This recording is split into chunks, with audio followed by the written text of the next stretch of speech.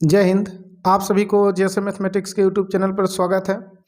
आज की क्लास में हम लोग टेंथ का क्वेश्चन बैंक 2011 का सोल्व करने वाले हैं। 2011 में ऑब्जेक्टिव क्वेश्चन किस प्रकार बिहार बोर्ड में पूछा गया था, वे सभी क्वेश्चन को हम लोग देखेंगे।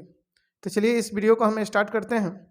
इस वीडियो में सबसे पहली क्वेश्चन जो दिया गया था बोर्ड एग्जाम में, जो पहली क्वेश्चन ऑब्जेक्टिव का जो था वो था कि निम्न में से कौन परमेय संख्या है। परमेय और अपरमेय से पूछा गया था।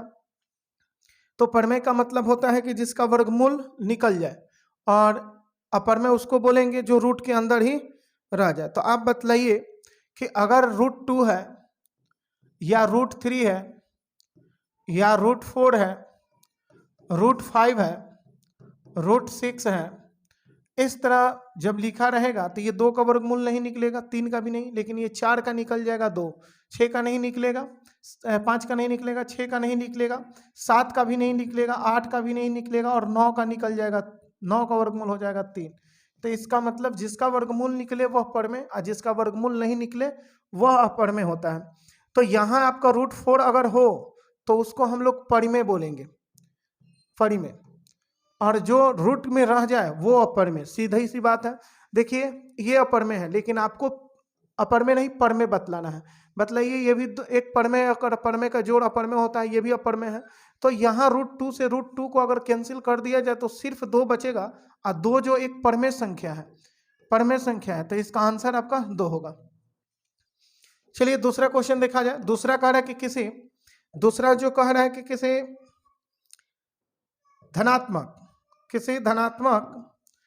धनात्मक पूर्णांक a तथा b के लिए a b का मस और a b का लस, ये आपसे पूछा जा रहा है कि निम्न में से किसके बराबर होगा। तो जानते हैं कि दो नंबर का लस और मस हमेशा आपको दोनों नंबर के गुणनफल के बराबर होता है। यानी आपको 2 नंबर का, जैसे a और b 2 नंबर है, मस और गुणे लस, तो 2 ही नंबर का लस और मस गुना जो होता है वह किसके बराबर होगा। तो ध्यान रखिएगा कि a गुणे b का बराबर होगा, यानी इसमें ऑप्शन नंबर सी आपका राइट होगा। आगे देखिएगा कि ये 3 नंबर क्वेश्चन में पूछ रहा है कि त्रिघात बहुपद का सबसे व्यापक रूप कौन है। त्रिघात बहुपद, त्रिघात का मतलब होता है 3 घात वाला बहुपद। जिस बहुपद का 3 घात होगा वह उसे त्रिघात बहुपद कहेंगे। यहाँ देखिए कि, और घात किसका देखना, ये सबसे बड़ी बात है कि x का घात को देखना होता है। तो यहाँ x का घात 2 है, इसमें 1 है, तो अधिक घात देखिएगा। तो अधिक घात क्या है, x के पावर 2, इसमें अधिक घात x के पावर 4, इसमें अधिक घात x के पावर 3, इसमें अधिक घात x के पावर 2। यानी हमें त्रिघात पूछा है, 3 घात कहाँ है, तो 3 घात इसमें है। ऑप्शन नंबर सी आपका राइट होगा। इसी तरह आप देख सकते हैं कि 4 नंबर क्वेश्चन जो है, घात 1 वाले बहुपद कहलाता है। एक घात वाले बहुपद को एक घातीय बहुपद या फिर रैखिक बहुपद हम लोग बोलते हैं। यहां आपसे पूछ रहा है द्विघातीय, तो भाई 2 घात वाला रहता तब द्विघातीय मारते। यहां त्रिघातीय, त्रिघातीय का अर्थ होता है जब 3 घात वाला हो, जैसे ऐसा बहुपद व्यापक रूप हो तब उसको त्रिघातीय कहेंगे। यहां 1 घात कहा है, इसलिए आपका आंसर हो जाएगा क्या, ऑप्शन हो जाएगा सी। इसी तरह 5 नंबर क्वेश्चन को देखिएगा। 5 नंबर में ट्रिगो का क्वेश्चन है। कह रहा है कि यदि साइन a बराबर 3/4 तो कॉस a का मान क्या होगा। सबसे बड़ी बात कि ये साइन का रेशियो आपको मालूम होना चाहिए। साइन का रेशियो क्या है, ये अगर थीटा होगा, साइन का रेशियो हम लोग क्या लेंगे, तो समझ लीजिए कि साइन होता है, ये 3 है, ये 4 है, तो ये लंब बटा कर्ण। तो लंब अगर ये 3 है, कर्ण 4 है, तो ये क्या होगा, तो सिंपल सी बात, कर्ण का स्क्वायर यानी 4 के स्क्वायर 16 में से 3 के स्क्वायर 9 घटा दीजिए, तो √16 में से 9 घटा 7 हो जाएगा। यानी आपको आधार √7 हो गया। पूछ रहा है कॉस का वैल्यू, तो कॉस थीटा बराबर क्या होता है, कॉस थीटा बराबर बेस बाई हाइपोटेनस। इसका मतलब बेस कितना है, √7, और हाइपोटेनस कितना है, 4। यानी आपका जहां आंसर √7/4 होगा वही आंसर होगा। यानी ऑप्शन नंबर ये डी आपका राइट होगा। इसी तरह कह रहे हैं कि 10 बराबर होगा, 10 किसके बराबर होगा, तो 10 आप देख सकते हैं कि 10 जो होता है आपका वह ये पूरक कोण से पूछा गया है। तो 10 90 डिग्री माइनस थीटा आपका कट थीटा के बराबर होता है। अगर यहाँ कट 90 माइनस थीटा रहे तो वो टेन थीटा के बराबर होगा। अगर साइन रहे तो कॉसेक के बराबर होगा, कॉसेक रहे तो साइन के बराबर होगा। ये ध्यान रखना है।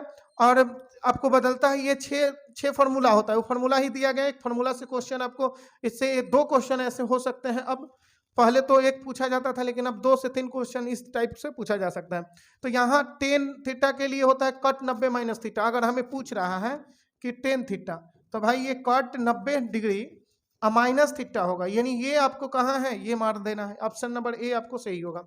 तो चलिए 7 नंबर क्वेश्चन कह रहा है कि किसी बिंदु की एक्स अक्ष से दूरी उस बिंदु का कहलाता है। एक्स अक्ष से, समझिएगा, एक्स अक्ष से दूरी की बात किया गया है, तो एक्स अक्ष से हम लोग दूरी ले सकते हैं।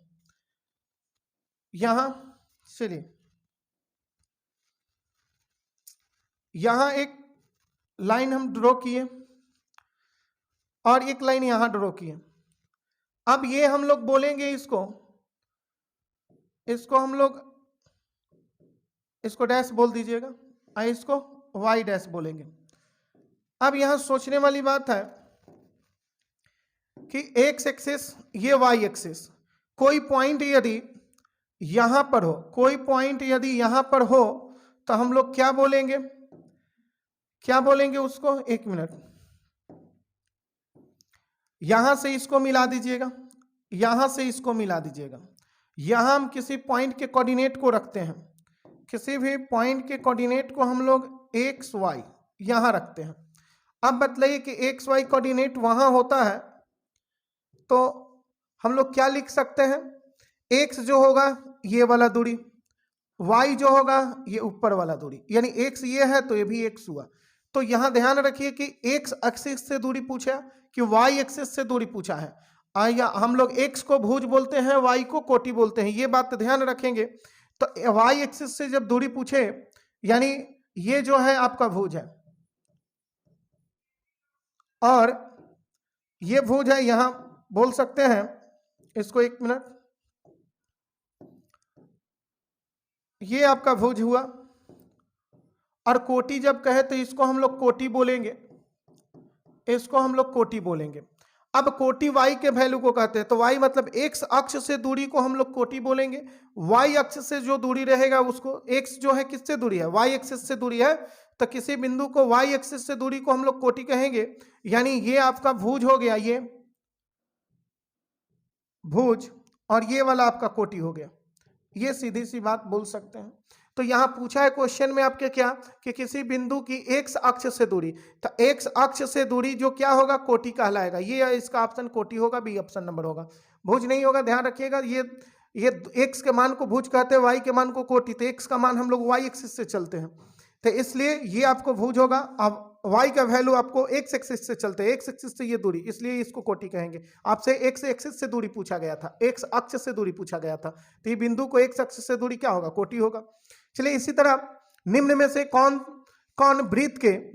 कौन वृत्त के क्षेत्रफल का सूत्र है, तो वृत्त का क्षेत्रफल पाई आर स्क्वायर होता है। कोई वृत्त जो सर्कल होता है उसका क्षेत्रफल जो होता है, इसके बीच का एरिया निकालने के लिए फॉर्मूला होता है पाई आर स्क्वायर। लेकिन यही जब गोला रहे, इस तरह से गोला रहे, यानी फुटबॉल के टाइप का, तो उसका क्षेत्रफल निकालने के लिए 4 पाई आर स्क्वायर होता है। तो ध्यान रखिएगा, वृत्त के क्षेत्रफल पाई आर स्क्वायर, और गोला का इसका 4 से गुना कर देंगे, गोला का हो जाएगा।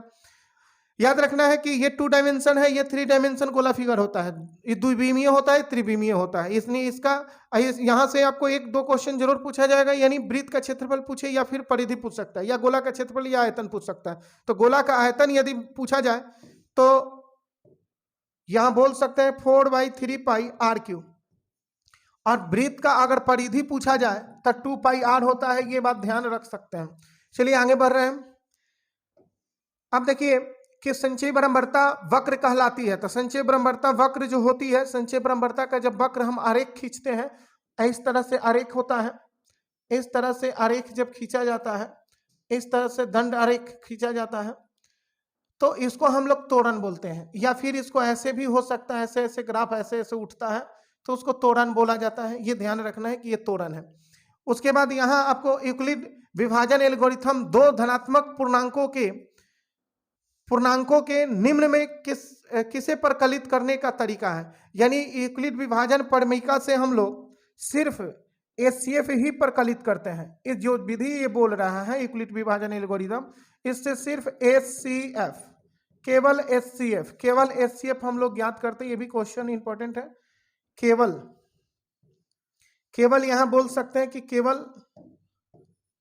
केवल एचसीएफ ज्ञात किया जाता है। एचसीएफ को हम मासा बोलते हैं, यानी केवल यह मासा निकालने का तरीका है यूक्लिड विभाजन एल्गोरिथम।